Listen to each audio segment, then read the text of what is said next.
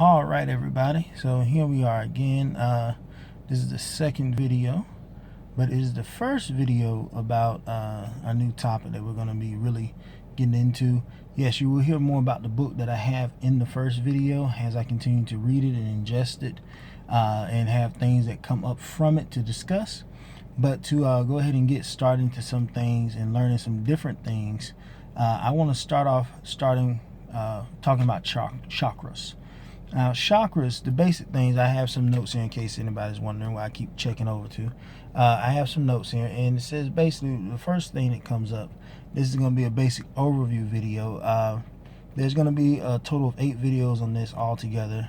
This one is first, and then the next one will be just starting off taking each chakra one by one. We're going to be dealing with the 7 main chakras. There are more than that, but these are the 7 main energy centers. And that's what chakras are, okay?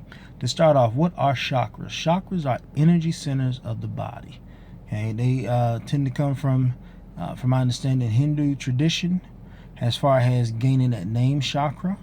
But they basically, it just means an energy center of the body. They have 7 main ones, okay? That go from the root to what is known as the crown, basically from the bottom to the top, okay? That's how they count them. 1 being at the bottom, 7 being at the top, okay? Now, as we go on, it says, where do they come from? Now, my belief with chakras is that this is something that when creation took place, I don't know, I personally believe that God created Adam, but I don't know how God put Adam together. I don't understand every nuance of what Adam was, because Adam in the beginning was perfect. And if you follow biblical tradition, then that perfection fell away, not from Adam, but from his offspring. We still have the basic structure, but we have kind of lost things along the way. And that's just proven in our history. We've lost things in history and then rediscovered them. So that's not a big deal as far as it happening, but it has happened. It has happened. Now, because it has happened, we are not exactly what Adam was, okay? We are similar to Adam, and we can tap into some things, I do believe, like Adam, but we may not do it as easily, because mainly not just ability, but some information about it in our minds has been lost, okay? But I believe that they came with creation. They would have to have come with creation, and these were simply parts of what our body is. The chakras line up to different energy levels of our body. Now, we all know there's energy in our body. Anybody with any type of basic science knowledge, basic biology knowledge, knows that we have electrical impulse that runs through our body. It lets us move our fingers and, blink our eyes and move our mouth. It moves our muscles. It helps us to think. It's a pulse that goes through our body constantly. But because of that pulse, we have a measurable amount of energy that can be read just off of our skin, okay? We are not just a physical being with physical energy, okay? There is more energy. Most energy we don't realize. Most energy we don't see. We don't see radiation. We don't see radio waves. We don't see sound waves usually, unless it's affecting a certain thing. These are all different forms of energy. So it's not a big deal that energy can't be seen. We have energy in our body that can't be seen. Okay, we can't readily see it. We can train ourselves to perceive it, though. It is perceptible because it's a part of who we are, but you have to teach yourself that. Granted, some people are born with an innate gift. They just kind of tune in automatically. Most of us, though, are going to have to teach ourselves to tune in. Okay, these 7 points have to do with 7 main areas of the body. Some people do relate them to different organs in the body, things like that. I relate them somewhat to organs, but not exactly. It has more to do with the things that our body needs, that our body produces, that our body puts out. So, because they work both in and out, and they line up along the front and the back. It's an energy center all the way through us. Okay, so and hopefully this isn't too deep. I'm not trying to be too deep. Sometimes that can happen. And yes, you will be seeing my wife on the channel as things go along.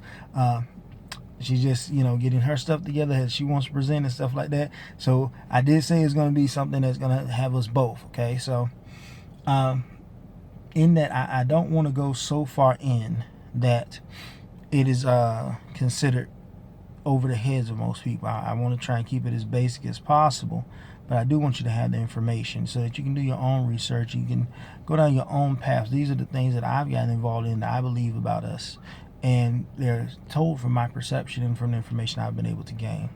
Okay, so now they ask, basically we ask the question, how do chakras relate to the Bible? Okay, is there anything in there that relates any way to chakras?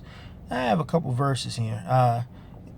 I'll put them down in the information section of the video also, once it's all said and done. Excuse me. But once the video is all done, I'll put these down in the information section. But you can also copy them as I say them. You have Romans 1:20, and that talks about basically how the Holy Spirit came and entered the room. It was like a mighty rushing wind, and it filled the place, and it appeared as though cloven tongues of fire above their head. Well, the area right above the head is one of the places that one of the chakras is located. That's the seventh chakra. That's what they call the crown chakra. We'll be getting more into that in later videos. But it appeared as a tongue of cloven fire. So basically like two flames flickered and mingled together above their heads in that area. Okay, so that's a sign to me that there was something there. The Holy Spirit enters into them and enters the people. They start changing, they speak in tongues and stuff like that, and they have a representation that was visible to them above their head. So you can also look at John, and that's St. John St. John 7:37 through 39, where it talks about it will be like living water. And I believe in the King James it says like out of your belly will flow living water, but in the English Standard Version it says out of your heart will flow living water. Okay, and that makes a lot of sense to me. The heart chakra is one of those things that is looked at as where your compassion, your love flows out of. Okay, basically a living stream, the thing that we use to interact with each other in the most humane way. Has people that want to get along, that want to understand each other, that want to be unified. That is that again, that's a sign to me there. Anybody that has had any dealings and any emotional things and understand that, hey, you've talked and stuff like that, and you can feel your heart throb, and it's not just a physical sensation, it's a warmth, it's a heat, it's a connection, it's a pull. These are signs of that energy. Okay, you can also look at Acts 2 verse 3. Okay, Acts 2 verse 3 is the one that is more talking about the coals of fire above the head. That first one, John 1:20, please forgive me. Romans 1:20, getting a little ahead of myself, a little confused. I'm slow down a little bit. But Romans 1:20 talks about the invisible things, how there are invisible things about us and about the world that are not readily perceived, but then we will learn to perceive them. We will learn to see them. Okay, so it lets you know there are things out there outside of our normal range of vision that you have to have a deeper insight into seeing. It's not that you can't, you have to learn. Again, it's something that you have to learn, have to hone. Okay, now those are just a few verses.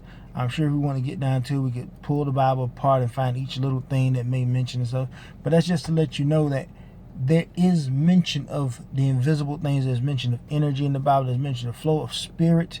There's a whole spirit realm in the Bible. It says they that worship must worship him in spirit and in truth. Just in case you're wondering, there's a quick little thing that's known as the pneuma lithium, and that means worship not as you may hear over the pulpit, in spirit and truth, meaning that you really mean it. And you go, no, it's to worship in the actual realm that the spirit exists. So to worship in the spirit realm, if we're gonna really worship God, we have to be able to reach over into the spirit realm and give him true worship. Worship has to do with connection. It has to do with loving on. It has to do with depending on. This is a type of worship. So that's something hard to do from just the physical plane. If you really want to show God you love him, you end up reaching out, whether you realize it or not. You reach beyond yourself. Symbolic of us reaching up our hands, we reach beyond ourselves for something greater, for something more, for something larger. The thing is that we don't often realize that our soul and our spirit are reaching out as well, and they are reaching into that realm. They reach out much further than we are. This house that we are in, this thing that we call a body, this temple that the Holy Spirit can dwell in is just that. It's a housing unit. It's not the totality. There is so much more to a person. We're going to get more into that into more videos. I'm trying to keep these videos short as possible. This one is going a little long for us right now, but we're going to keep working on it. So if I seem like I'm talking fast, that's why. If I need to slow down more, please let me know in the comments. If you have any suggestions or anything like that, also let me know in the comments.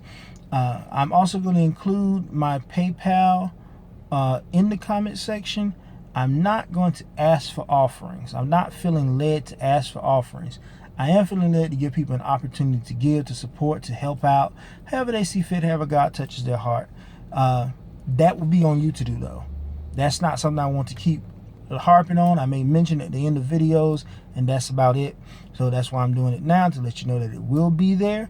That money will go into us being able to continue to do stuff like this, to have the time to do the research, the time to put forth the videos, to make the videos better, to do the equipment, everything. That's what this is for. And I just, I'm just going to believe that God's going to bless it, that we continue to do this, because this is in our heart to do.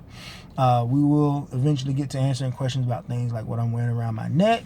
I know that's going to probably bother some of you all, but please don't be bothered. And if you are, at least please stick around to find out why certain things are being done, why I believe what I believe, why I do the things I do. It is time for us to move past the standard dogma and start looking at truth. The things that actually work, the things that are not evil, but that have possibly been demonized. There is darkness out there, but I'm a servant of the light. I don't serve the darkness. Okay? And all my intentions and what I'm saying and what I'm doing here with this page are pure and true. Okay? You all be blessed. Till next time,